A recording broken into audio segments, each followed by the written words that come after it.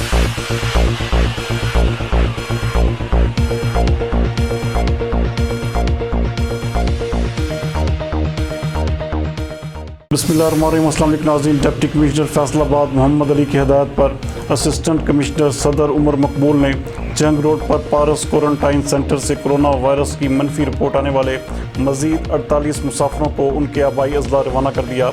हमारे divisional bureau chief मियाँ एजाज असलम के मुताबिक इस मौके पर उन्होंने मुसाफिरों के लिए नेक तमन्नाओं का इज़हार किया और कहा कि वो घरों पर एहतियाती तदाबीर अपनाएं ताकि वायरस से आइंदा भी महफूज रहा जा सके। उन्होंने करंतना में क्वारंटाइन दीगर मुसाफिरों से भी मुलाकात की और कहा कि रिपोर्ट्स नेगेटिव आने पर उन्हें भी घरों को भिजवा दिया जाएगा।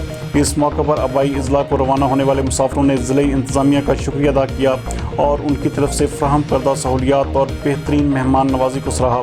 उन्होंने दीगर मुसाफिरों की रिपोर्ट्स भी मनफी आने की दुआ की और कहा कि कोरोना वायरस से घबराने की बजाय एहतियाती तदाबीर पर ज़िम्मेदारी से अमल करके शिकस्त दी जा सकती है।